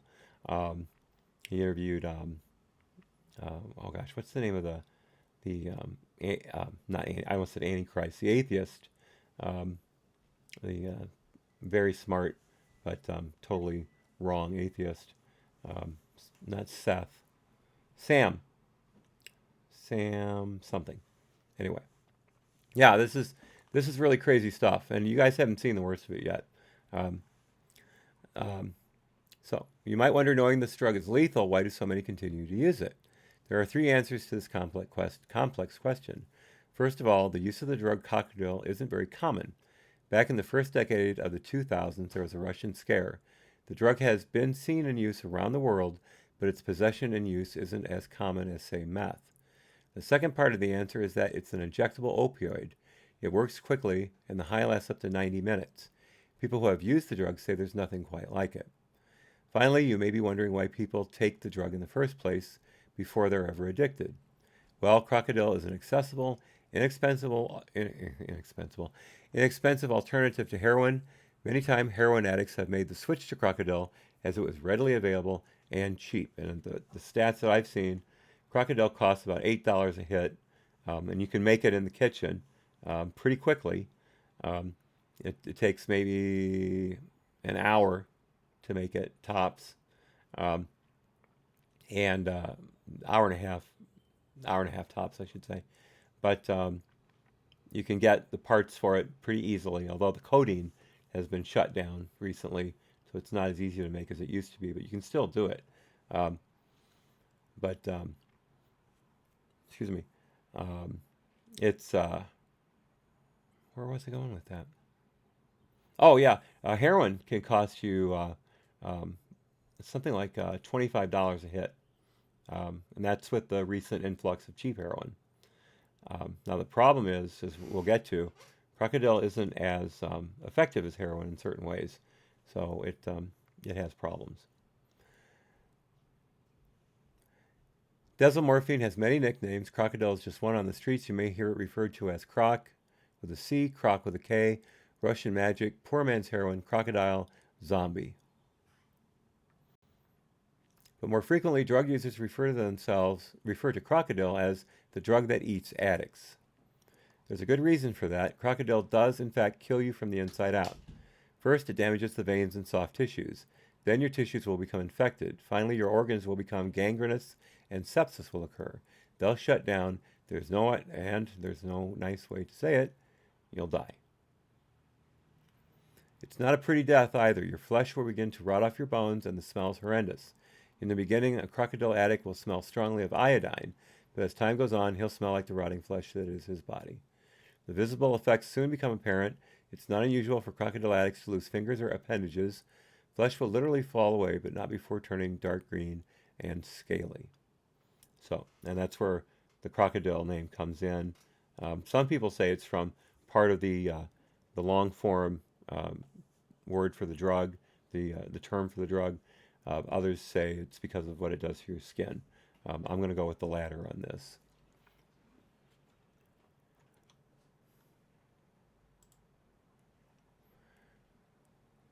So this is a wiki article on desomorphine and Krokodil. It's pretty informative. I suggest you check it out. The link, is, of course, is in the description. Um, and it has, just right down here, in 2012, the Russian federal government introduced new restrictions for the sale of codeine-containing medications. This policy change likely diminished, but did not extinguish Krokodil use in Russia.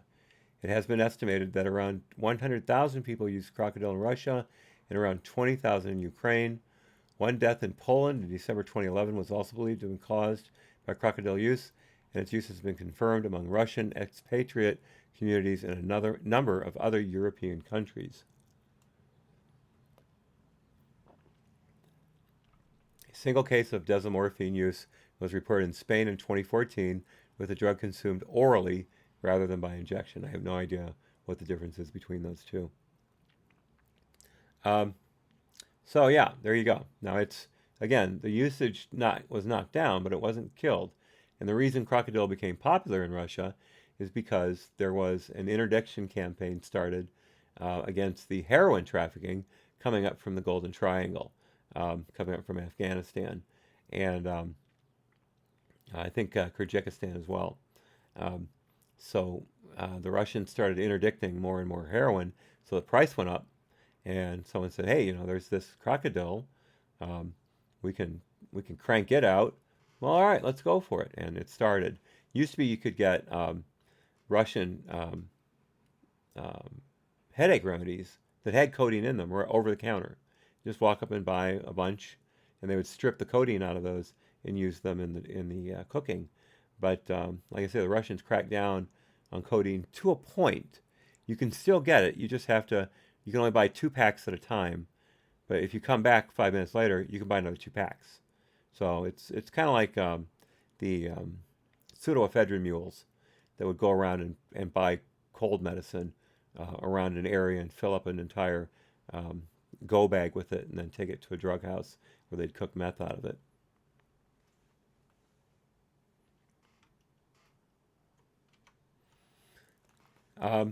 This is a Time magazine article. Again, link is in the description. I wanted to show you this basically for this picture right here. This woman has been confined to bed for 18 months because of her Krokodil addiction. As the article said, it eats you from the inside out. It so damaged her muscles she could no longer walk. And she's, I don't know how far the paralysis goes upstairs into her arms, but it definitely affected her legs to the point where she's completely immobile. And that's a horrible thing. Now, as you can see, she's not very scarred from the picture that's here. Her arms look good. Her upper arm looks good here. And there is a picture later of someone with injections to their head that will show damage. So I'm beginning to wonder what she did actually to create this horrible problem. Was she injecting in her feet, in her legs? I don't know, but it obviously damaged her greatly. Now, I was talking about that article that I read at first was talking about cases in Europe and Russian expat communities, which are, I think, mainly focused in the New York City area and New Jersey area. I believe that's where the vast majority of Russian expats live, but you can correct me on that. But here's an article from 2013 that there might have been a case of Krokodil in Arizona. Some people say that was a false flag, a false report. Others are very insistent that it was an actual case of Krokodil usage. Now here's the thing, you could get the recipe online. And as I read earlier, the ingredients are very simple to get. The codeine might be the one tough thing, but there's still ways to get codeine cough syrup. I've had it medically. I needed it. And that stuff knocks you out, but boy, does it stop your cough. I had a horrible case of bronchitis. Put me in bed for a week. I almost got a D in biology because of it. So that was right during midterms. I made it though. But yeah, it's horrible stuff. I mean, it's good stuff for what ails you, but it can obviously, like any drug, it can be abused. So there's a report of it surfacing in Arizona. Um, there was another report of it surfacing in Will County about a year later, 2 years later, actually, 2015. And Will County is in Illinois, west of Chicago. Um, but I wanted to show you some of these pictures here.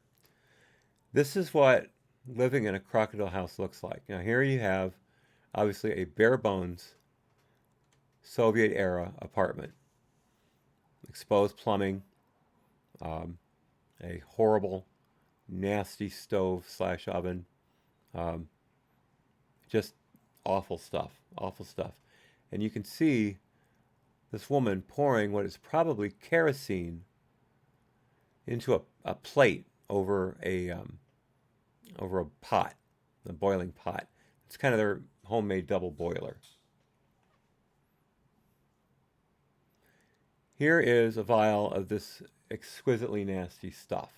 And you can see the redness caused by the iodine and the phosphorus in the matches.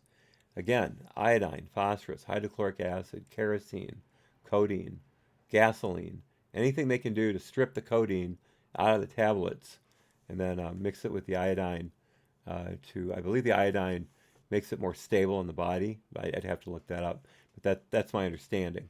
Um, but yeah, just terrible stuff. And again, you can smell the addicts from a mile away because of the iodine that's soaked into their bodies from the fumes when they're cooking it. And most addicts cook it themselves in Russia. You don't see a lot of people buying it on the street because you can make it for cheaper. I found this fascinating. Here's a scale. This is the most basic scale you're ever going to see. That looks like a straw even, tied in the middle. And you've got a counterweight here. And then over here on the right side, he's filling it with what is probably ground up matches. And that's their measuring kit. Now, if you see the plate here, this is where the end product winds up. And you can see all the redness from the matches and the iodine. Here's someone scraping book matches, scraping the phosphorus from the matches into the pan for the double boiler. And then here's someone heating up a piece for a shot. Get a hot shot and inject that. And here's another image of this horribly nasty stuff. You can see the size of the syringe. This is not a diabetic syringe by any stretch of the imagination. These people are injecting quite a bit into this. You can see the scratches on the backs of their hands, the mottling from where they've injected already, the redness that's showing up, the scarring of the fingers here and here. And then here's the nastiest shot I'll show you. In this, you've got someone making it, someone nodding off, someone injecting it, and someone injecting it. This is probably going to get this video taken down, so I'm glad you guys are watching right now. Oh, shit, the stream dropped. I'm going to hold up a second and let the stream health come back to normal. So forgive me for the pause, but I want YouTube to come back into a good stream.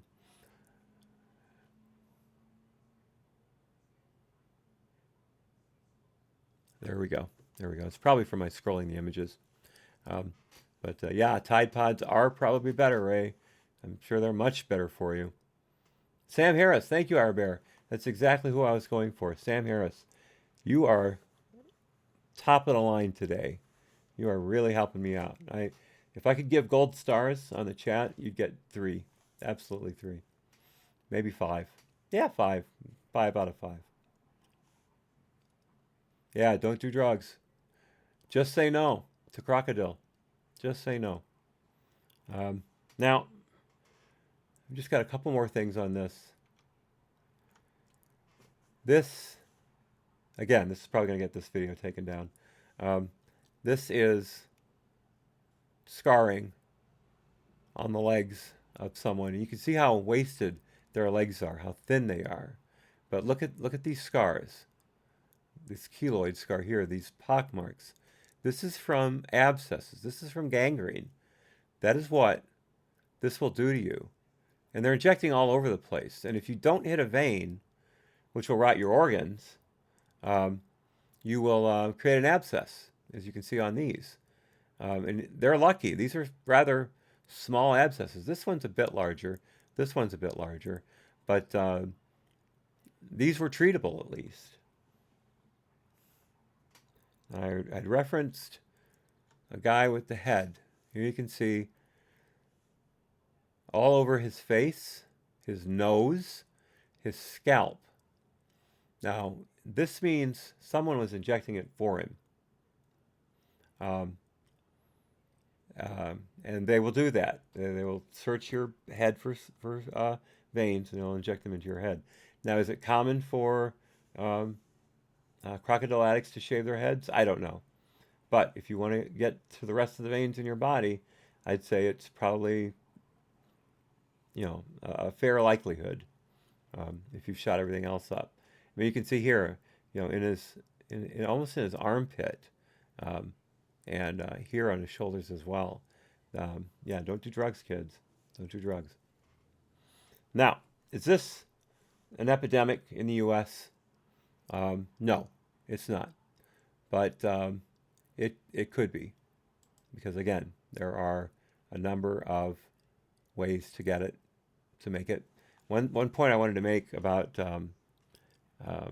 the shot there where you had one guy cooking and then a couple people injecting and one person nodding off.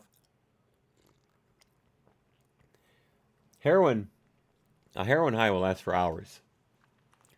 A crocodile high will last for about 90 minutes. Now, the initial rush is more intense, according to the reading I've done, than heroin, but it wears off fast.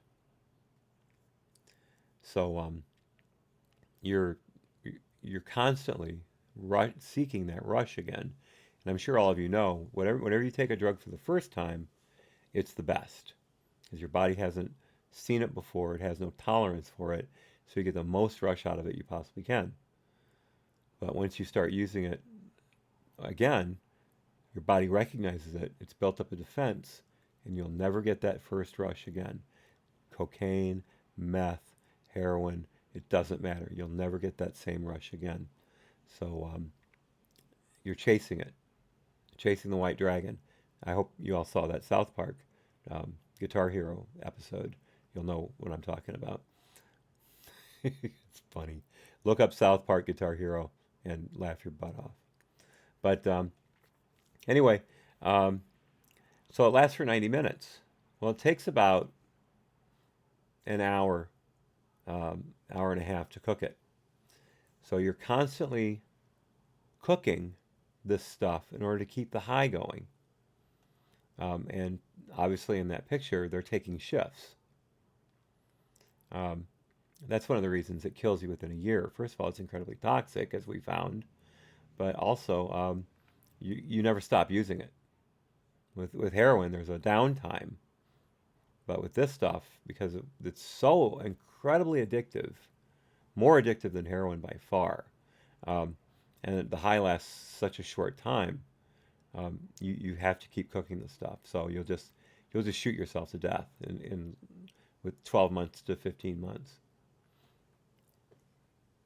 But yeah, Johnny, I think you make an excellent point there. Oh, Ray, is that a lice thing? To prevent lice from spreading? I would guess that's what it is. But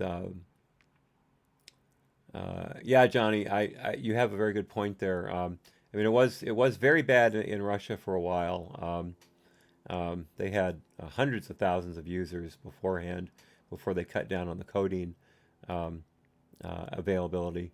but it has gotten better. But um, I think with the internet and all of the information that's available about this stuff, it's keeping a lid on it, except in those Russian expat communities where they're used to it. They bring it with them as part of their cultural heritage. Um, but I hate to put it that way, but it's kind of what it is, to be honest. Um, and heroin's pretty cheap in the U.S., especially the Southwest U.S. There's really no reason to use the stuff. Um, so I think that's probably what's going to keep a lid on it here in the U.S. But I saw a friend of mine follows doctor at Dr. Ajemni, I believe, and Jemmy on Instagram.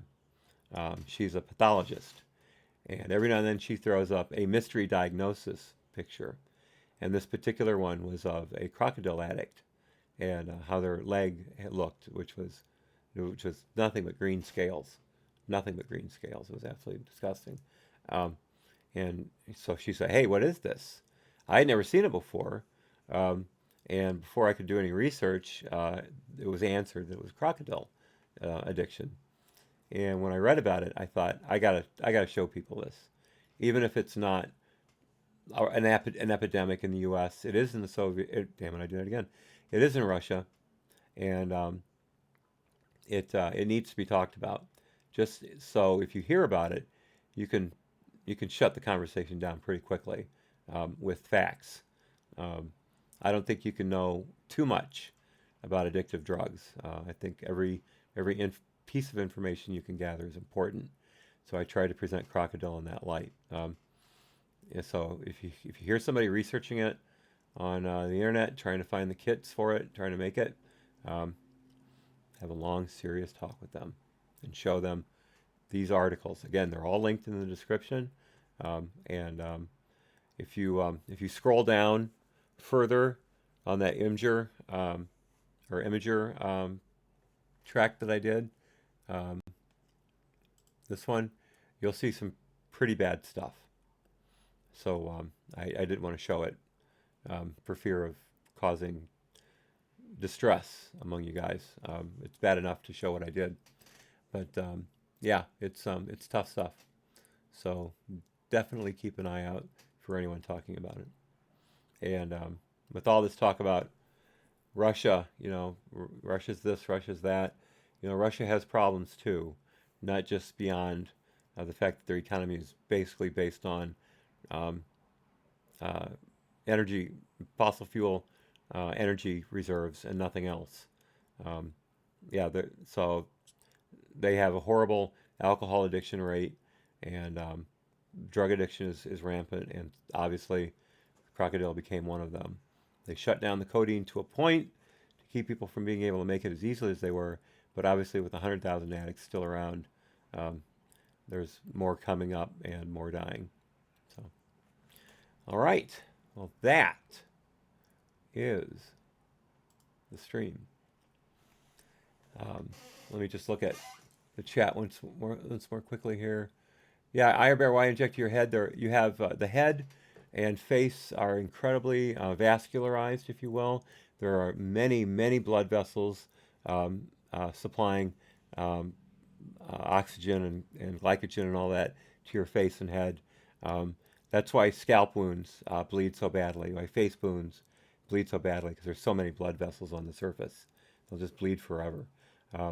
So by injecting into your head, you're trying to get that crocodile to diffuse into those veins and arteries that are supplying the scalp and the sides of your face with blood.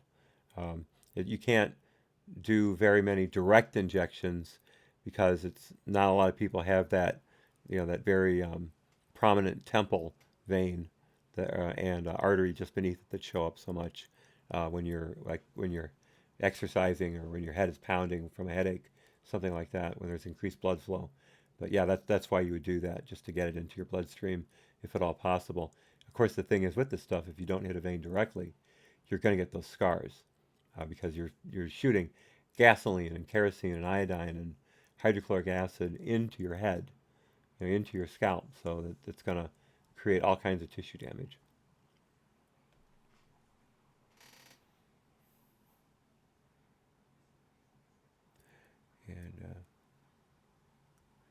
And Brian, maybe that's how Russia is fighting the epidemic, letting the users kill themselves out. I know people who say they wouldn't care if every heroin addict died overnight from a bad dose. Yeah, that's tough stuff. I want people to get help. I want people to get help. I don't believe in letting people die of their addictions. If at all, if you can stop them, you got to stop them. But some people don't want to be stopped, and you have to let go of those people. You can't waste your energy on them if they keep denying help. Sometimes there's nothing else you can do. Now, I have one of the reasons I have such a strong stand on this is I have a young relative, who became addicted to particular over-the-counter medications, and it almost ruined his life. And it's one of those things that until you move out of the state, it stays with you because all your friends remember what happened. That's tough. Obama has that head vein. Ah, okay. Yeah. Yeah, Brian, that's horrible. That's just horrible. I can't imagine. Well, actually, I can imagine the pain of losing someone to drugs because I thought I had lost this relative a long time ago. But he or she still has issues um, with impulse control, but they're getting better, and I love that person to death, and I wish the world opens up to them in a beautiful way. Okay, I'm going to let you all go. It's just been a little over 2 hours, and I've had a ball. I really appreciate you all coming, and please, again, leave comments. Tell me what you liked, what you didn't like. Encourage your friends, family, and neighbors to watch this, and let me get their feedback. And above all, I'm sorry, that was wrong. That was wrong. Let me backtrack that. Let me step back from that. And if you like, check out my Patreon page. There's some goodies planted in there, and I think you'd enjoy them. But it's up to you. It's up to you.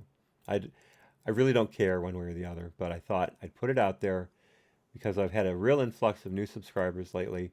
The Whitney videos and the You Can't Ask That videos suddenly got tons of play, and I thought that maybe I might be able to take advantage of that. Every little bit helps, every little bit helps. I have a fast internet connection for the streams, which obviously costs more than standard, and I need software updates regularly for my software suite, for my production suite. But I'll shut up. I'll shut up. That's e-begging. I'll never do that again. I promise. I'll never do that again. I'll mention the Patreon page and that's it. I promise. No more of that long-winded e-begging. That's out the window. All right, everyone. Oh, you need a shop where we can buy a hat. That is a great idea. Unfortunately, the hats that I like are pretty expensive, so I don't know if that would work. But I tell you what, I will. In one of my next posts on Patreon, I will post a link to my favorite hat sites, and you can check them out. And I've got 3 that I really recommend. One in Milwaukee, one that's internet only out of Alberta, Canada. They use a South Dakota master hat maker for their hats. And then one in Texas where I got this hat. So I promise I will put those links in there in the next update post, and y'all can browse at your leisure. So thanks again, and thank you for watching, and of course, be well. So long.